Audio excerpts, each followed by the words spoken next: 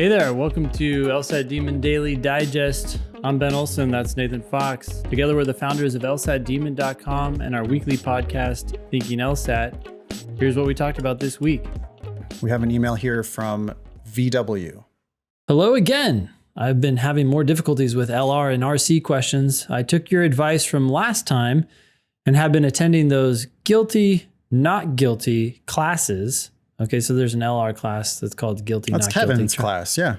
Yeah, trying to figure out the validity of arguments. And they've been a great help. Thanks, live! !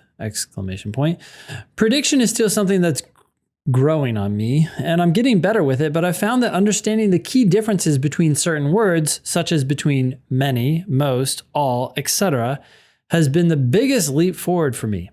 However, even after continued drilling in classes, I'm still stuck on a plateau where I'm typically missing 7 to 11 questions on both sections. I'd love to know, VW, what your accuracy scores are. You know, people come in and they tell us how many they're getting wrong in a section. I'd like to know what percentage of the ones that you're doing are you getting right? Anyways, that would be interesting, right? My LG score is now almost perfect. Every single practice test that I'm taking, my reasoning is super analytical and I'm used to seeing only one correct answer, which is probably why I'm having some trouble with predictions, since sometimes I'll predict an answer that could be right and be way off compared to the answer choices. Okay, I really have two questions, semicolon, one more broad and the other more narrow. That's a bad semicolon, VW. Yep, you could do an M dash there. That would have done it. Maybe a colon? Or a colon, either one. Yep, they would have equated the two questions with what you then defined as your two questions. Can't be a semicolon because what comes after the semicolon isn't a complete sentence. Yep, needs to be a new sentence. Okay. I've read that for LG, for games, that there is a certain order in which to complete the questions. And I've heard before of some of the LR techniques for taking sections. Okay. This is a little bit all over the place. Are there any tips in ordering which questions I should tackle, or should I just go straight through? For logical reasoning and for reading comp, just go straight through. The more broad question is whether or not I should really focus on honing prediction skills or steer more towards learning the question types on logical reasoning and reading comp. I just saw in a lesson that all reading comp questions are must be true questions, so I'm going to try and apply that in my next drills/practice sections. Yeah, like 26 out of 27 reading comp questions are just must be trues. They might throw in a strengthen or a weaken, but you'll notice it when they say which one of the following, if true, undermines the logic in whatever part. So yeah, that's a weaken question, but everything else is just must be trues. If I had to pick between honing prediction skills or learning question types for LR, I don't know why I have to pick, but if I had to pick, I would definitely pick get better at prediction skills. And what I mean by that is get better at attacking the argument in the first place. Question types are important, but you also, if you just read the question carefully enough, I mean, it means what it says. So you don't have to perseverate on question types. Also, there's only like 10 or 12 different types, so it's not that hard to familiarize yourself with those types. Yeah. I mean, one thing that, real quick, VW said about predictions, right? It says, while I'm having some trouble with predictions, since sometimes I predict an answer that could be right and be way off compared to the answer choices. Well, maybe that is a problem with the argument, but you didn't see the other two problems with the argument? That's what I'm guessing here. Either your prediction is wrong or you're just not seeing all the problems. Yeah. And I think that this is probably happening a lot on strengthen questions or weaken questions. Some question types have real wide ranges of possible answers. I mean, if an argument is incomplete, then there are infinite ways to strengthen it, and there are also infinite ways to weaken it. So you might have come up with a good strengthener or a good weakener, but there are 100 other strengtheners and weakeners. And so you got to be able to roll with it once you get down into those answers. You got to be able to recognize, oh, okay, so my prediction wasn't here, but this is also a good one. Yeah, and this is what I see so often in class, is people will predict a problem and I'll say, yeah, that is a problem with the argument, but it's not the most glaring, and it's not the thing I'm jumping up and down about, but you're jumping up and down about it because you're being so technical, and technically you're right, but what about the glaring issue from going from correlation to causation or something like that? Like they're missing the elephant in the room for something else, which is a problem, but not that serious. Yeah. The answer is both, VW. You need to get better at predicting. And what I really mean by that is you need to get better at attacking the arguments in the first place. But then, you need to be familiar with the various types of questions. Like you need to know the difference between a flaw question and a weaken question, for example, because they just have different types of correct answers. A flaw question is asking you to describe the flaw that exists in the argument. So you have to be able to prove the answer that you pick based on the record. Whereas a weaken question is, hey, which one of these 5, if it's true, is going to weaken the argument? And those are different things. I mean, they're just not asking you the same question. So it is a good idea to make sure you're comfortable with those question types. Like we wouldn't talk about question types if they weren't important. Yep. VW continues, I've taken the LSAT once already in November, and I'm taking it again in January. So it's right around the corner again. Kind of last minute, but I'd love any help. Last minute? It doesn't sound like you're ready to take it. Yeah, just withdraw from the January LSAT. You're not even close. Like if you're not familiar with the question types on LR, okay, withdraw from the January LSAT. Yeah. I mean, if it's 2 weeks before your test and you have no familiarity with question types, you're not good at the LSAT. Like you're selling yourself short if you take the test. Just don't. Just like you need to take it seriously this time. You wasted an attempt in November. Don't waste another attempt in January. So VW continues, you guys are great! ! If the classes you taught weren't so late in the evening for me, I would be at most of them. I wonder what time zone VW's in, because most of our classes are all over the day. Right? Yeah, we do have classes. I mean, like just taking today as a representative example, we had game of the day at noon Eastern. Yeah. Perfect 10 at 2 p.m. Eastern. Cross training at 5:30 Eastern. What's he saying? The classes are late in the evening. He must be in like Europe or something. Yeah, that's what I'm guessing. Good news is all those classes are recorded, so you can watch them, within 24 hours, they're going to be posted, and you can just kind of time shift it, and you can still do all those classes, even if you can't watch them live. Yeah. Hey there, welcome to LSAT Demon Daily. I'm Francesca, and I'm here with our former Demon student, Chris. How you doing, Chris? Fantastic. Thanks for having me. How are you? I'm fantastic, thank you. We're happy to have you. We're here for an exciting reason. You're here to share your success story with everybody. Tell us how you crushed this test. So first of all, congratulations on the score. That must feel great.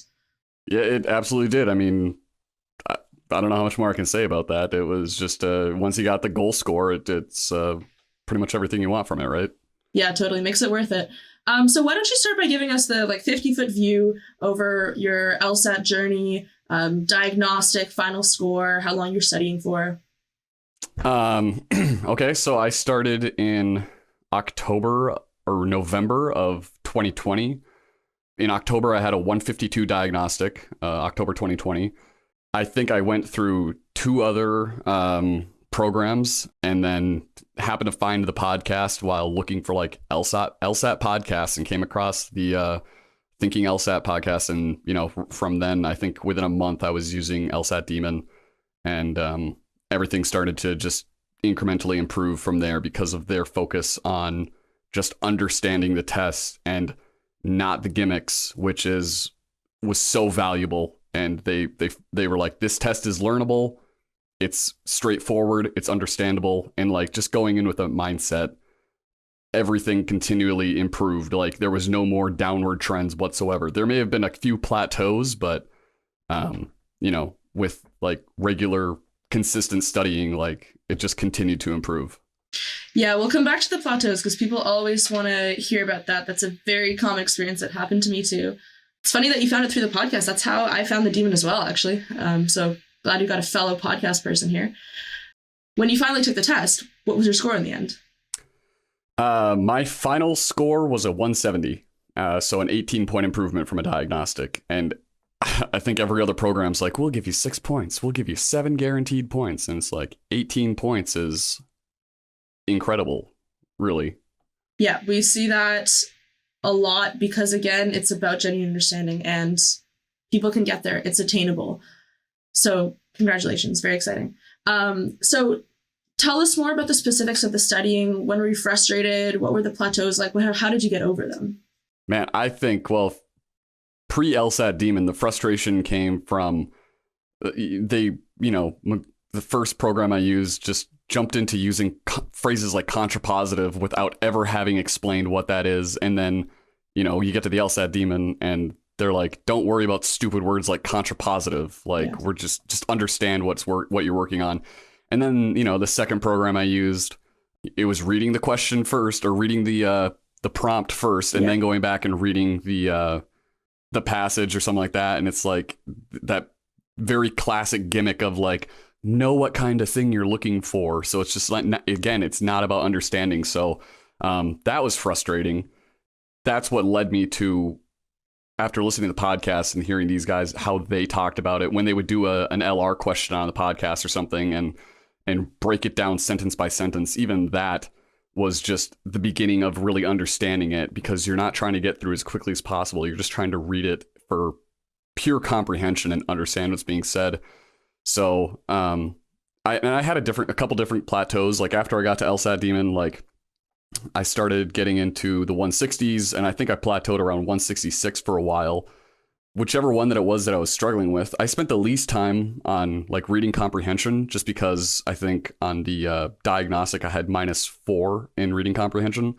And then I just got really obsessive about like one particular area for a while. I don't know if that's good advice that I would share. Like, I'm not sure if they recommend just going through the whole thing all the time, like focus on each bit individually. But I know that logic games became my favorite thing to do when I started out, probably -12 or 13.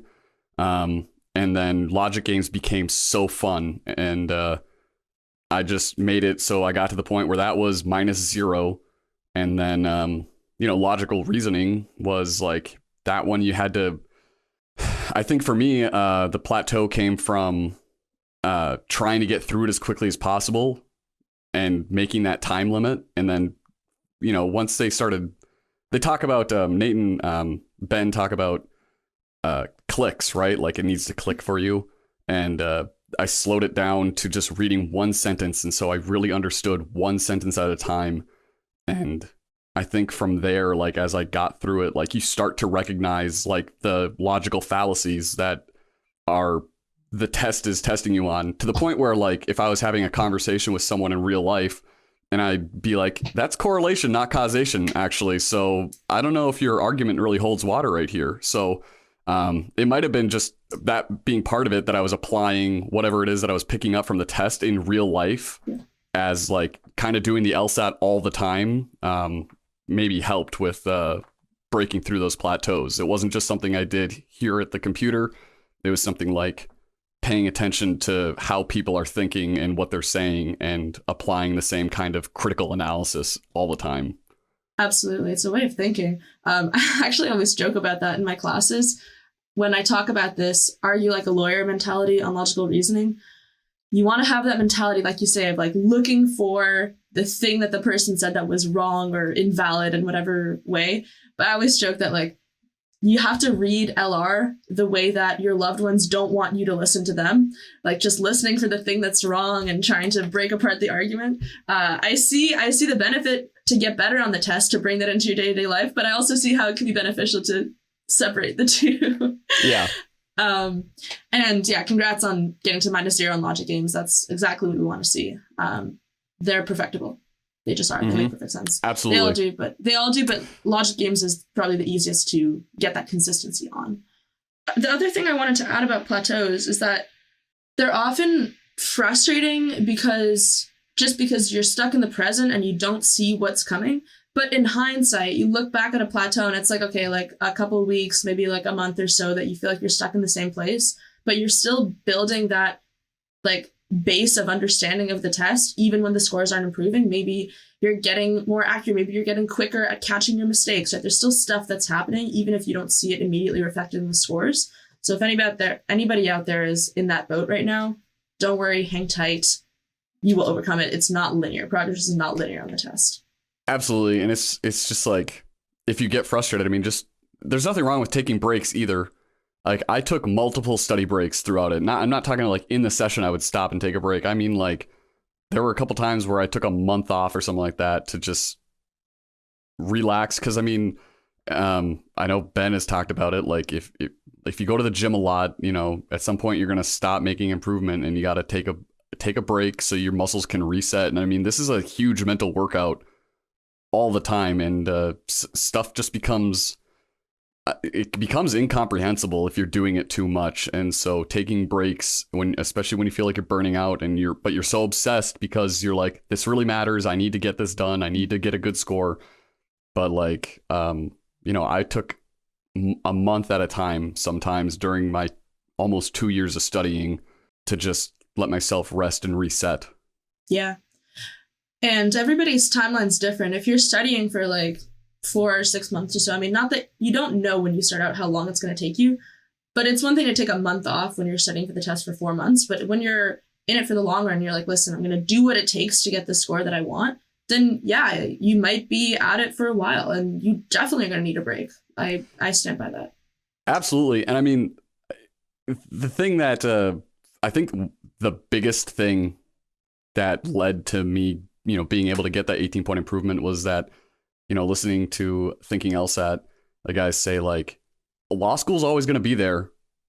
If you need to take more time to get the score you can get, like take more time. I think when I started studying at the end of 2020, like I was so naive about what I was going to do. I was like, I'm going to take the test in April. I'm going to get my acceptance by August. I'm going to be in school by September, like that fall. Like had I done that, like, oh my goodness, I can't imagine like the like horrifying situation I could have been in with some like with a scammer ship or with just some like predatory law school that just like you know feeds on the tuition dollars of poor uninformed students that don't think like long term about what they're getting themselves into and end up with $300,000 worth of debt and no job prospects. And that was like where I started.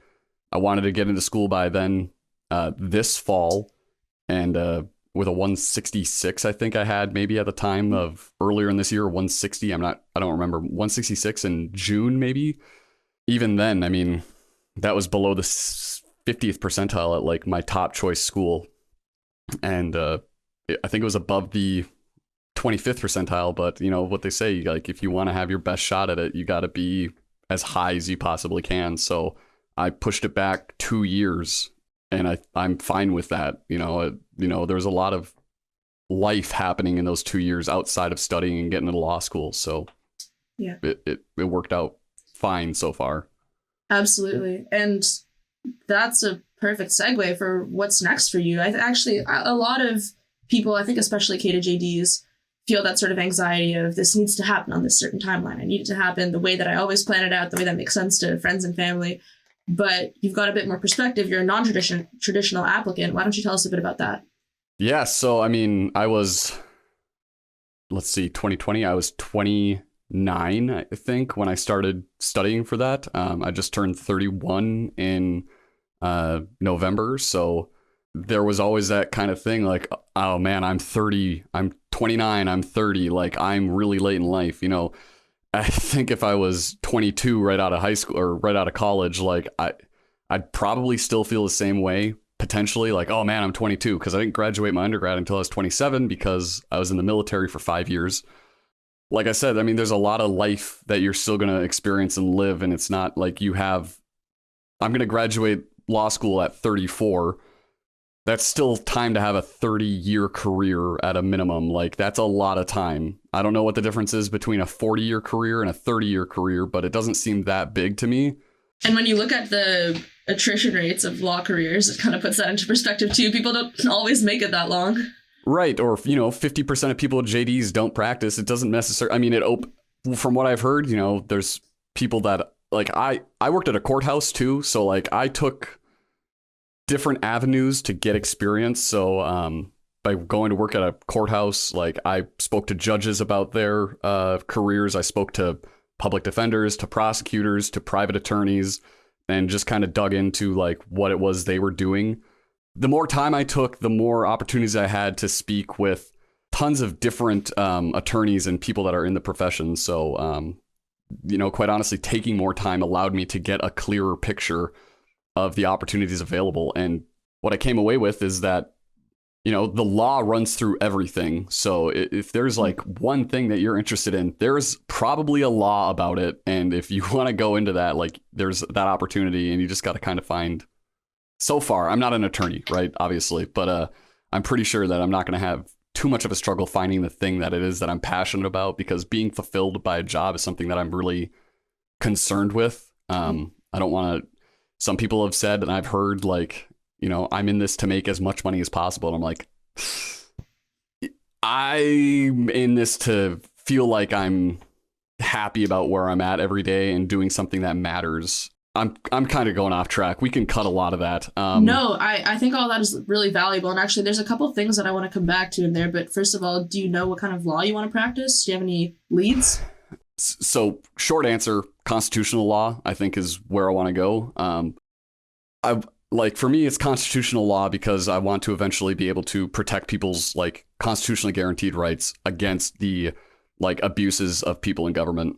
Quite honestly, that for me seems like a higher calling and something that can do good for a lot of people. And, I feel like if I'm passionate about it now, to be actually be in the space and practice in that way and do something that I think is meaningful, like that's how feel like I'm going to guarantee that I have a good time in that profession for a while. Yeah. That makes sense. And that's super interesting. The biggest thing that stands out to me is how much thought you've put into this, and how, just to really like paint the clear picture that I'm seeing, to make sure that everybody's seeing it too, is that you're somebody who's really thought about what you want to do. You've talked to people in the field. You didn't just kind of stumble into this because you're like, whoa, like law seems to be the logical next step. You figured out, tried to get a picture of like what the actual day-to-day life is like in there. And for example, with the LSAT, like you took this test 5 times, you're committed to this is what you want to do. And to everybody out there listening, like this is the type of person that you got to compete in law school with. It just really paints that image of, if you're going to do this, like you got to want it, and don't do it just because, right? It's really inspiring to hear you so purpose driven in this. It's awesome. So you mentioned that you're a veteran. Why don't you tell us a bit about that, about how that impacts your applications, the GI Bill stuff? I know a lot of people are wondering about this. Yeah. So having spoken with I work with an organization that I found called Service to School, which is specifically for veterans getting into higher education. But the interesting thing that I've found as a veteran, and I'll get to GI Bill and vocational rehab, but the interesting thing I've found as an enlisted veteran is that most of the veterans that I've spoken to that are in law school are officers. They've already gone to their undergrad, they spent 4 years in the military, and then they go to law school. So there is like kind of a diversity thing there. Like I'm not a URM. And you're not going to check the box as a veteran that you're a URM, but because of being a veteran, there is a different way that we are evaluated. And so we're not, having spoken to my advisor with Service to School, veterans aren't really competing against the average applicant that's out of college. We're competing against other veterans. So we've got a smaller pool of competition. And, I know guys that are getting, not know them, but I know of them through my mentor, my advisor, that are getting 164 and they're getting into University of Michigan, which is top 10, right? So there is a different, I don't know how to say it, scale, I guess, or just It's a different standard. A different standard, different criteria. But everything that I've heard is like being enlisted, there are so few, like minuscule numbers of enlisted veterans that go on to get a professional degree. And that sets you apart. And it's actually a point, as I found out so far, is a point in my favor to be enlisted and to have, get a 96 percentile LSAT score. Like that already raises me above the guys that are 6 points below me getting into top 10 schools. And everything I've heard says like you're enlisted, there's fewer of you. It's going to work out a little bit better for you because of the student body diversity. With the GI Bill, you get 36 months. If you spend 36 months in active duty, you have 36 months. And, if you get an honorable discharge, you get 100% availability or 100% eligibility. So for me, I use that at a public institution. GI Bill will cover 100% of tuition at any public institution in the United States and maybe even outside of it. I didn't look that far into it when I used it. And I got through school in 3 years because I had 40 credits from studying at a language school in Monterey, California. When I was in the military, I was a Pashto linguist. So I used my credits towards my degree, and I left with 6 months left of GI Bill. So there's another program called Vocational Rehabilitation and Education and Employment or Education. I can't remember but it's VR&E is how we describe it, or what we call it, which is a supplemental employment program for veterans. So you have to have a minimum of 30% disability to be eligible for, and that's a 30% service-connected disability rating from the Veterans Administration, the VA health system. So you have to have 1 month left of, like a minimum of 1 month left of GI Bill to be even able to apply for this. And then you'll get automatically, I think it's like 12 months of additional education benefits, as opposed to the GI Bill, which will pay 100% of public tuition, or it'll pay up to, if you go to a private institutional state, it'll pay up to the most expensive public institution in that state. So, if I wanted to go to Vanderbilt or whatever, $67,000 a year or something like that. And if I went there with the GI Bill, it would pay for whatever the highest public institution in Tennessee is, leaving that remainder left over. Yellow ribbon, if the school's a yellow ribbon, it could help pay the remainder of that as long as you have GI Bill. If your GI Bill runs out, your yellow ribbon goes away too. Like you only have it as long as your GI Bill is active. So VR&E, on the other hand, will pay 100% of tuition at any institution, public or private, like full stop. It'll pay for everything.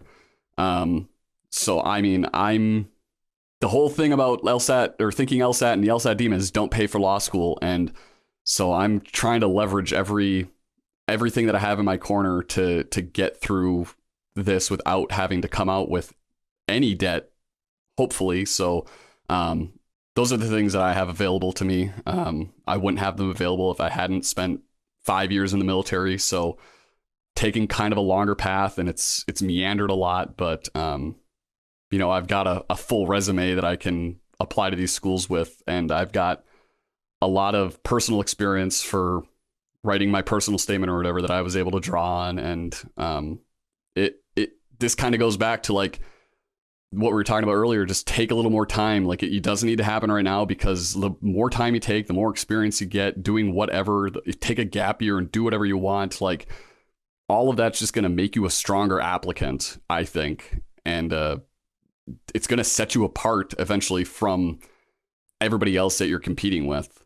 So yeah, nothing is wasted. And thanks for sharing all that information. I'm sure that's going to be very helpful for people who are also veterans or considering that, seeing what their options are.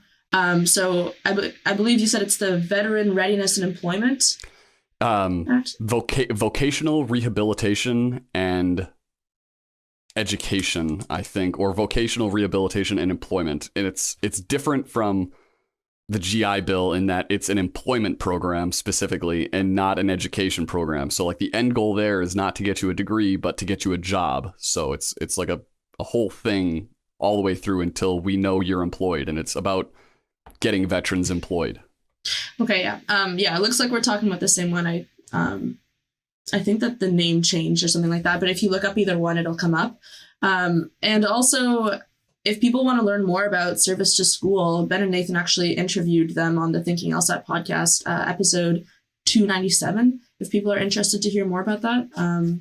You're right. The name did change. Now it's veteran readiness. So it was vocational rehabilitation before. You were correct. Yeah, in case people need to look it up or want to learn more about it, they can do so.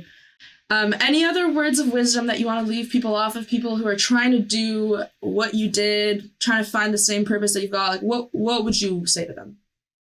I mean, you can't just focus on the LSAT. I think obviously the LSAT's huge. It's going to be the big thing that like makes up for any other weakness in there. It's going to be the most important thing to get you into law school. But I mean, you got to look beyond just getting into law school. Like getting in is just step one of an entire career, and you got to know what's down the pipeline for you and where you want to go with that degree.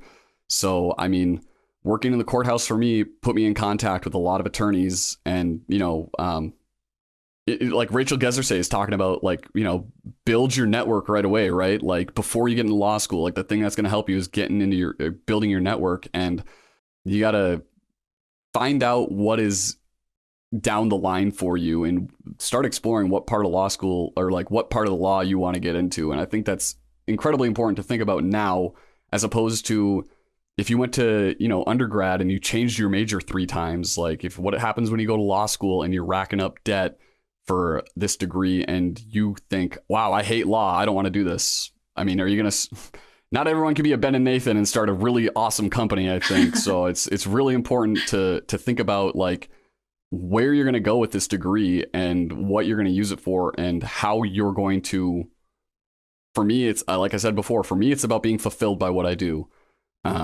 So I don't know, start building your network and start asking anybody and everybody that's in the law for interviews, informational interviews. And I'm not comfortable with that, but the more and more I did it, just like reaching out like, hey, would you mind talking to me? Everyone's been super happy to talk with me. So no one has said, no way, I'm not going to tell you about my job. Like people want to tell you about it. If this is something you're exploring, they're willing to give you advice. They're willing to tell you about what they did. They want to know about you and they're going to help you. Like, so just reach out to people. LinkedIn's a heck of a tool.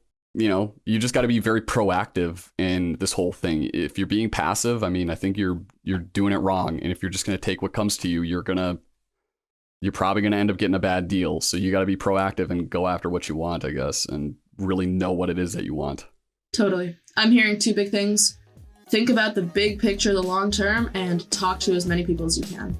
We have an email here from Derek.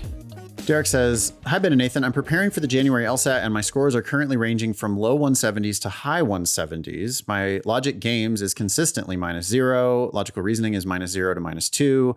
But I need to improve my reading comprehension skills. Okay, good that you have attained perfection on the games. Great that you have gotten good enough at logical reasoning to sometimes get -0. That's awesome. And great that you have recognized that you need to improve RC. So lots to like here. Specifically, I need help with tone and purpose questions. Tone questions involve a lot of new vocabulary, parentheses. I never knew that there are so many adjectives to describe tone. And I struggle to distinguish between 2 answer choices that have the same direction, but different strengths. Oh, okay. So like, they're both negative, but one's stronger in terms of negativity or something like that. Yeah. Strident disdain. Yeah. Versus apprehension. Studied disapproval or something like that. Yeah. I mean, I'll just tell you that the answer is studied disapproval because like that, I've never seen a passage where strident disdain was the tone. But anyway, for purpose questions, I find it challenging to differentiate between features in the passage and the actual purpose. I tend to have high standards for identifying the purpose and sometimes see correct answer choices as simply resembling features rather than the purpose. Yeah. So you got to recognize that almost all questions in reading comp are must be true questions. And so the correct answer, if it is stating something that is something that must be true, then that's very likely the answer if there's not another answer that's more on point with the purpose. It's very possible that there's some other answer that Derek is choosing that might sound more like the purpose, but has a technical inaccuracy, right? The LSAT is obsessed with not being inaccurate in any way, shape, or form. I think that's what's happening here, at least for the purpose questions. Derek is seeing an answer that must be true, but not giving that enough significance, and then picking an answer that has something that's maybe a little off about it. Yeah, Derek, technically wrong. I think you need to read my blog post. I have a couple blog posts that I would like to refer you to. One blog post is entitled "On Reading Comp, They're All Must Be Trues." Because, I mean, that's the thing that you're missing, Derek, is that you're picking an answer that isn't even a must be true based on the passage. Like you're picking something that is like misrepresenting the passage because you're getting too weird about what the purpose of the passage is. Yeah. Because the other thing I want to tell you, and I think I wrote a blog post about this too. You should be able to find them on Google. I wrote a blog post that was like, basically on reading comp, they're all main point questions. Because what I did, and I went through a sample passage and I was like, well, is that a main point question? And basically it was. Because here's my thing is that I think that it's more about the main point than you think it is, Derek. And so when they ask you about the primary purpose of the passage, well, the primary purpose of the passage is always to prove their main point. So what was their main point? You have to pick an answer that is aligned with the main point of the passage. Essentially, you just need to remember that they're testing your reading comprehension. They want to know whether you understood what the passage said, and they over and over and over are going to ask you what the main point of the passage was. Author's attitude also, same thing. It's like, well, their attitude is that they have this purpose of proving their main point. They want to prove their main point. And so I think, Derek, you're the perfect level of student, by the way, who is probably missing reading comprehension questions because you're overcomplicating it. Like, you don't even realize how easy it actually is, Derek. They're not looking for you to speculate on what the author is probably thinking. They're only asking you what the author actually said. So just remember that these purpose questions they're a variant of must be true. So you have to pick an answer that is justified by the passage. Nothing different, nothing extra. Like, that's what it said. And purpose questions to me are just like, well, it's basically a main point question, which is basically a must be true question. I don't know. What do you think about all that? Yeah, no, I totally agree. And the same advice can apply to the tone questions that he's talking about here too, because when you identify the main point, we did a reading comp passage in my class yesterday, and the main point was something to the extent of, hey, the author thinks that this other theory is mostly good, but inadequate. There's some problems with it. Okay. That's different from outright rejecting that theory, right? Sometimes the authors are like, oh, that's complete bullshit. And so anyways, my point here is that recognizing that the author accepted most of the theory, but thought there were some problems with it, also reveals the author's tone for the passage. So when there was a tone question, we're looking to the main point and saying, well, the author didn't outright reject this theory. The author, it's not unequivocal. Yeah. It's not complete rejection. Denial. Yeah. There's some problems with it. So it's like, it's measured. Measured, apprehension or something like that. Yeah. But the point is that the main point gets you to the correct answer in the tone question. It gets you to the correct answer in the purpose question. And so someone who looks at your two blog posts and says, wait a sec, one says they're all main point questions and one says they're all must be true questions, that seems to be in conflict. Well, no, actually, that's because all questions are both. And that's because the LSAT has such a high standard, it will not tolerate any correct answer that has anything that is mildly inaccurate. Yep. So sometimes I see wrong answers that, boy, they sound much closer to my prediction of the main point or purpose, but they have one little thing that's technically inaccurate, inconsistent with the passage. Boom, that's out. No questions asked. It's over. And so I'm going to pick the technically correct answer, even if it feels a little bit further from the main point or something like that. So anyways. I think that's great. And I want to say this again, Derek, I don't even notice tone questions or purpose questions. Mm-hmm. Like to me, they just look like must be true main point questions, which all the questions, like I predict the answer on most of the questions on reading comp. And I bet that Derek's not. I think Derek is getting right in. He's like, so Derek is doing it in a very LSAT way instead of just you're the smartest person in the room, Derek. You read the fucking document. Why don't you just answer the question before you start looking at the answer choices? You know, I mean, ultimately, you're going to be the smartest person in the room if you're a lawyer. Yeah. And you're going to be the best person at reading that document. That's your job. So try to answer the questions without looking at the answer choices. It's probably simpler than you think. Like sometimes I struggle to come up with a prediction and I end up saying something that to me just sounds really dumb, right? It's like a dumbed down version where I end up saying something like, well, you know, I mean, they, like you just said, Ben, well, they accepted most of the theory, but then they rejected part of it. Yeah, exactly. Plain English. Yeah, in plain English, like totally. But it's like, you know, because I'm the smartest person in the room, because I'm the best person at reading this document, I then am going to say, like, when I say it, here's what this says, like, I'm going to be like dumbing it down, right? I'm going to be saying it in like, well, in plain spoken terms. I mean, essentially, they accepted a lot of it, but then they rejected a big part of it. And I'm not predicting the exact words that are going to be there in the tone correct answer choice. But my clumsy prediction of accepted most of it and rejected part of it is going to turn out to be an answer choice that is like measured approval or something like that. Or like studied. Or qualified. Yeah, qualified acceptance. Yeah. Exactly. Yeah. But that's not the words that I predicted. I predicted, well, they kind of liked most of it, but they didn't like part of it.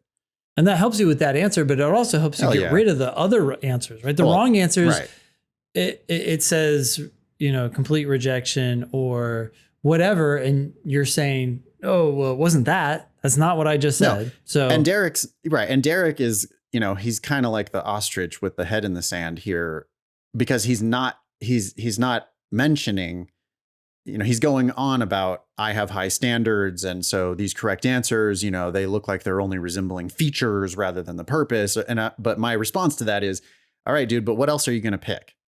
Yep. Because the answer that you're actually ending up picking here is just not even justified by the passage. You're picking something that is like, I don't care about whether we're actually getting to the tone or whether we're actually getting to the purpose or whatever. I don't give a shit. Yeah. I need an answer that I feel comfortable vouching for because that's just, it's based on the record. Yeah. And so, Derek, you might need to do a little like more stringent process of elimination on like the answer that you're picking. You're standing up in court and you're saying, yes, Your Honor, the record reflects these words, like the record shows this. Yeah. And no, it does not, if you're missing that question. So you need to pick something that is shown by the record and stop worrying so much about, does this reflect the author's purpose or whatever? I mean, I have never said that in class. I've never been like, oh, well, that would be correct, but that wasn't the actual purpose. Yeah. That's not a thing. Okay. Continuing. Yep. As for passage type, I struggle a lot with natural science passages. I have significant trouble comprehending the explanation for the central phenomenon. For example, it's hard for me to understand how the brain generates airflow, how rocks roll around on the seabed, or why we see things flipped left to right, but not top to bottom in a mirror. That's one of the trickiest reading comp passages, the mirror one. Yeah. Yeah. Natural science passages are the most significant cause of time loss. Ooh. In my reading comp section. Okay, so it seems like you're keeping track of your time, Derek, which is not helping you to learn about how the brain generates airflow or how rocks roll around on the seabed or why we see things flipped left to right but not top to bottom in a mirror. And Derek says, I almost always miss more questions on natural science passages, no matter the difficulty. Couple things there. Self-fulfilling prophecy is very possible. Selection bias is very possible. It could not even be real. You could just be perceiving this. When you do poorly, you notice there was a natural science passage, but when you do well, you don't even pay attention. Yep. Or when you do poorly on a not natural sciences passage, you either perceive it as a natural sciences passage or you just forget. There was that one about but that was hard. Social science. Yeah, but that was a hard one. And you just kind of write it off so that you could preserve this preconceived notion that you're always going to do worse on natural science passages. Yep. And I think you're probably freaking out because you're thinking like, I don't see passage type either. Right? Like the people, it's a legal document. Okay. You're not a scientist. You're a lawyer. This document is not here for purposes of scientific research. This document is here for legal purposes. So what does it say? Like you're not meant to know anything about, that mirror one. It is a mind bender, but they tell you everything you need to know. You just have to read it and you have to learn from it. And it sounds like Derek is like managing the time and worrying about natural sciences. And, oh my God, I don't understand. It's hard for me to understand these things. And it's like, no, because you're a great reader, Derek. You score -0 sometimes on logical reasoning. Like there's no question about your ability to read. I just don't think you're applying that ability to read on these natural sciences passages. Yeah. And I would add that there are many occasions where I say out loud or in my head if I'm just taking the test by myself. But when I'm talking in class, which is what happens most these days, I'm saying, well, I don't really understand that, but I do clearly understand that this thing over here is making this other thing get hotter. Yep. And I can't sit here and explain to you why that's possible. And they may be trying to say that right there, but I don't fully grasp it, but I get the idea. This thing is making this other thing hotter. Let's move. Let's keep going. Yeah. Some intense terminology that they give you. Yeah. It's like, well, you don't have to know exactly what that means. You just have to know broad, big picture, what they're talking about. Yeah. And you're allowed to let things just be technical terminology, right? If they say, oh, it's the lateral medial blah, blah, blah in the brain that causes this thing. Okay. You're not meant to know what all that means. You just go, oh, you say it's the lateral media, blah, blah, blah. That causes this. Yep. So when we talk about the lateral media, blah, blah, blah. Right. That causes dementia or whatever it is. And then you get it. You get the big picture, even though you don't know what the lateral media, blah, blah, why blah, blah. that does it. Yeah. Yeah. It seems like Derek is just thinking a lot about question type and passage type and a little bit of managing the time. Yep. And instead, you need to just think about it as, hey, man, you're a lawyer. This came into your law office. You don't have a choice. I think sometimes kids are like, well, I didn't want to be a scientist. So, I'm never going to do anything like this. Mm-hmm. Bullshit. You could be a family lawyer and there could be some document that comes in that requires you to learn some things about science. Yeah. You don't hear lawyers saying, oh, that's just beyond me. Not a good look. Like, I'm bad at math. I'm not a math lawyer. guy. Yeah. Fuck off. Okay. Yeah. You're not my lawyer then at all. Like, you can be a lawyer who's bad at math. You're just not my lawyer. Yeah. Because, you don't have to be the a math that we're talking calculus. about. Yeah. You have to be able to read a document about calculus. Yeah. Okay. Derek continues. I have tried to improve my understanding of these passages by reading issues of Scientific American and focusing on the natural science section. However, I do not find it difficult to comprehend these articles, as they often use colloquial language in their publications. It's difficult to find poorly written science passages. Boy, Derek, yeah, he says, any suggestions? Best, Derek.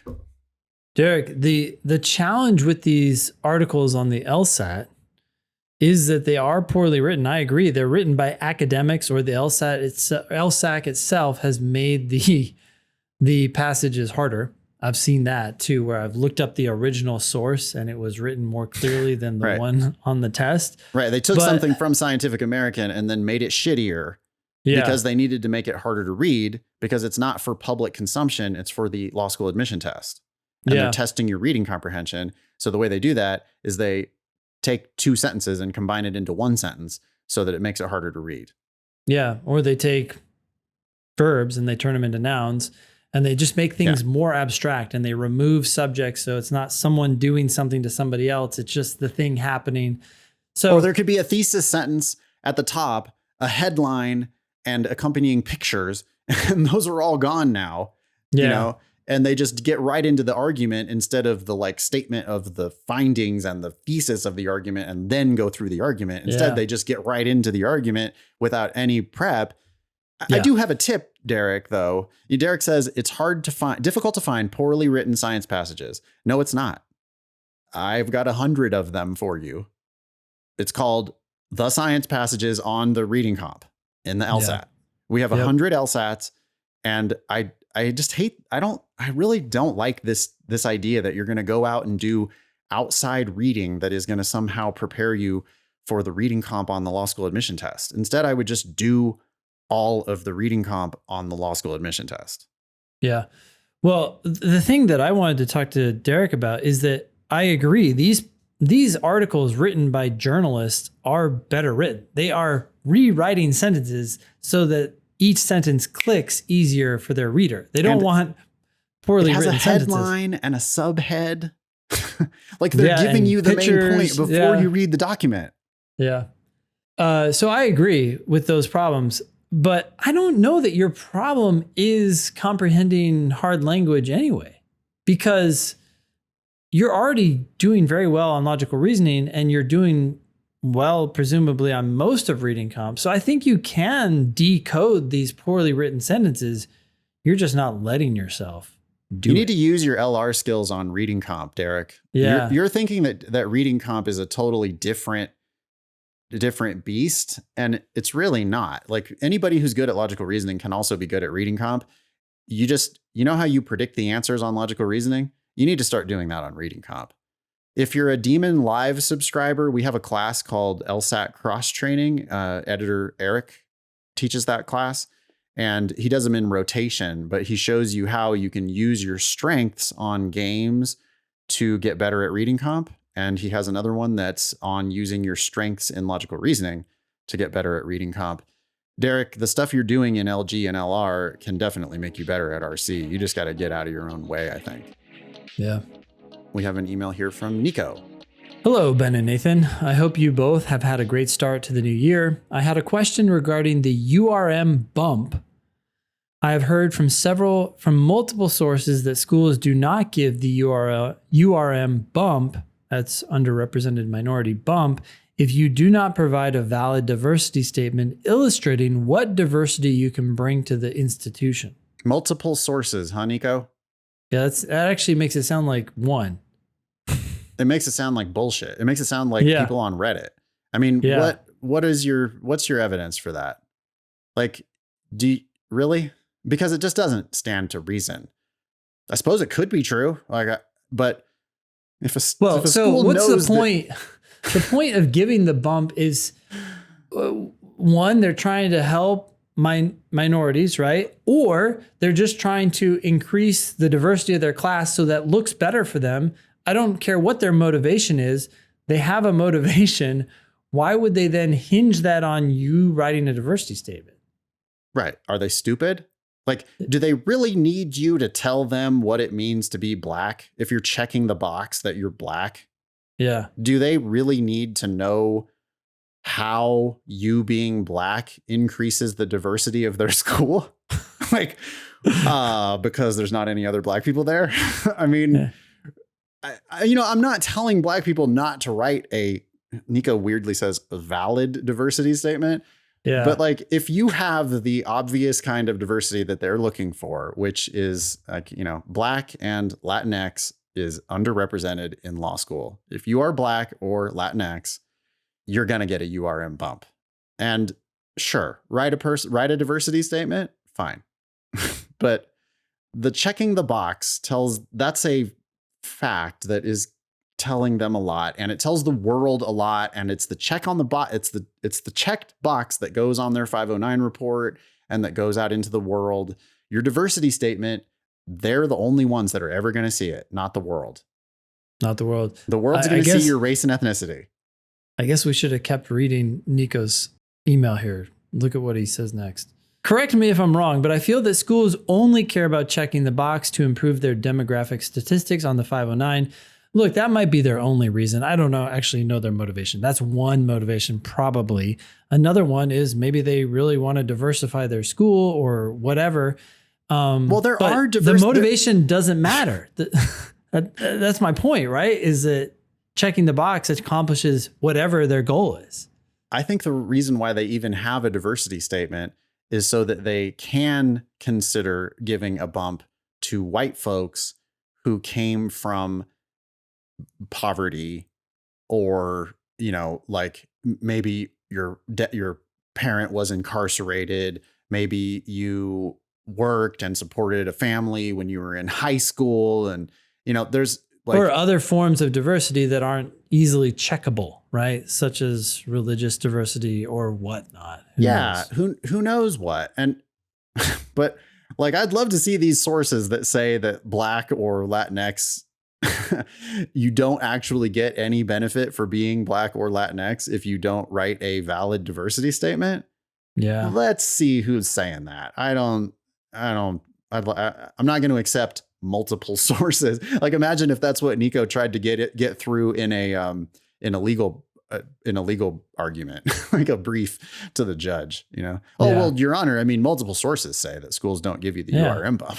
It's commonly assumed that, The judge is like, who now? What? I've never heard of this. Multiple sources. Who's that now? Yeah. Just give me one. Let's start with one. Let's start with one. Yeah. Yeah. Okay. So Nico, continue. Secondly, just like personal statements and essays, I think a quote valid diversity statement can be bought. What? I would love to. I think the idea is you pay someone else to write it. But it's the facts that they care about. I mean, wow. Nico, you're overthinking this shit. If you're URM, check the box and write a diversity statement. If you're not a URM, stop thinking about this. And whether you're an URM or not a URM, work on your damn LSAT instead. I mean, thank you for writing in. Meant. Don't get me wrong. Like, I appreciate you, Nico, but like worrying about this stuff or like reading multiple sources on Reddit is not helping your LSAT. And that's what you really need to be thinking about. Yeah. We have an email from Anonymous here. The subject is guessing really random? Message says, I was thinking about the situation where I narrow down to two answers. I'm assuming that one of them is the correct answer. Do I really have a 50% chance of guessing the answer? I would presume, yes, you do. My thoughts are, 1, the correct answer was written to be chosen when someone correctly understood the passage/game and/or question correctly. It is designed to feel right when you get the click. 2, the wrong answer was written by an expert to be attractive to someone who didn't understand the passage or game and/or question correctly. It is designed to feel right when you didn't get the click. Since obviously I didn't fully understand something due to my being unable to spot the correct answer, I would think I'm more likely to pick the wrong answer than the correct one. Therefore, would it be a good idea when you find yourself in this situation to randomly guess rather than picking the one that feels right? Or should I trust my intuition and just pick the one that seems the most correct instead? I mean, there's another strategy here that Anonymous doesn't mention, which is the George Costanza strategy of do the opposite. So you get to you get to a 50-50 and you're like, well, I'm missing something here. I'm leaning toward that one, but since I'm Costanza and I'm an idiot, I'll do the other one. And so of those three strategies, what do you think would be the best strategy here? Well, wait, I thought you were going to mention a fourth strategy, and that is actually to figure that shit out. Yeah, stop and read. Like, I don't like this idea of coming up with a strategy for guessing when you're down to 2. When you're down to 2, you've done some work. I thought this email was actually going to be about the questions you never even look at. Like, is guessing really random? No, what actually happens with this is about once you're in the weeds. It's like, okay, well, if you're in the weeds, let's figure this shit out. And if you've done that and you've done all the work and you're still stuck between 2, then I want you to go with what you think is correct. Yeah, and you're going to be right. I don't want you to game this. I want you to figure out, do your best shot. You're going to be right like 75% of the time. Yeah. And if you're wrong, then you learn from it. If you're right, then you start to build that like, oh, okay, I really was understanding it. I just need to see why. Yeah. I want to double down on this advice that you need to continue working on that question and figure that shit out. Yeah. Lawyers don't take 50-50s. Lawyers figure that shit out. I've said this so many times, but it definitely needs to be said again. Narrowing it down to a 50-50 isn't really that valuable. Narrowing it down to a 50-50. That's what most people do. Yeah, but you did half the work and you're going to get paid half the salary, and in a real way, right? You're going to get half a point for that question. You're going to get it right half the time. You're going to get it wrong half the time. An economist says you're getting half a point for that question when you accept that 50-50. But that's really pretty shitty because you were going to get a 1 out of 5 right from completely randomly guessing. So you didn't spend any time on it whatsoever. You randomly guessed on it. You still get it right 20% of the time. You get 0.2 of a point if you randomly guess on a question. If you 50-50 guess on a question, you only get 0.5 of a point. So you did all this work to get 0.3 more of a point. Yep.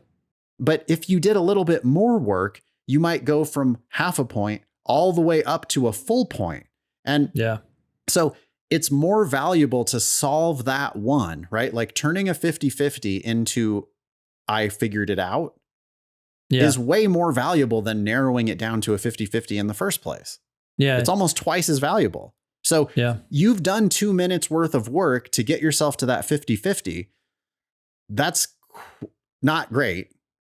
But now if you spend another minute on it or another 2 minutes on it, you might actually solve it and get it right, which is a way more valuable use of your time than the first 2 minutes that got it to the 50-50 in the first place. Well, not only in that very moment, but also for everything that's going to follow from here on out. You're teaching yourself how to solve the question in the absence of knowing what the right answer is. Right? When you get to the end of the test and then you say, oh, what's the right answer? Oh, I got it wrong. What was the right answer? And then you figure it out. Well, that's great. That's the only thing you can do at that point. But how much value are you getting out of that process by having someone else tell you what the answer is and then you figure it out versus you don't know anything and you solve it? That's a huge win for like so many things that are going to come after that. 1,000%, Ben. And I think you actually just got to the main difference. Like the main difference between us at LSAT Demon and everyone else is that we are teaching you how to actually solve these questions instead of letting you have these bullshit guessing strategies. Mm-hmm. Like, that's why we get the transformative improvement in people. Yeah. I think is because I've never thought about it really that way until just right now. But if you develop that skill on this one question of, you know what, I'm going to ignore the sunk cost of the 2 minutes that I've already spent. I'm going to ignore the idea of finishing this section. I'm going to take more time and solve this question so that I can get a full point instead of a half a point. The magic happens when you solve that one and then realize that the LSAT is solvable. Mm-hmm. That's another way of saying exactly what you just said, Ben. But you just kind of blew my mind where it's like, oh yeah, because we're teaching you to fish essentially. Mm-hmm. You know, you're like you're like, well, I'm going to get half a fish, but how can I slightly increase my chances of getting the full fish, so that I get my expectation up to 60% of a fish? And I'm like, no, I want to teach you how to fish, because it's not just about this question. It's about the next one too. Yep. Yeah. I just want to go back and tell you, Anonymous, that I just don't think you should even settle for these 50-50s. Like, it's not okay. And it's not like, well, I know it's one of these and I have to keep moving. I have to get to the end of the section, so I have to accept this half-assed guess. Mm-hmm. No, you got to figure it out. You might as well figure it out now, because if you don't figure it out now, you're going to have to figure it out in your review.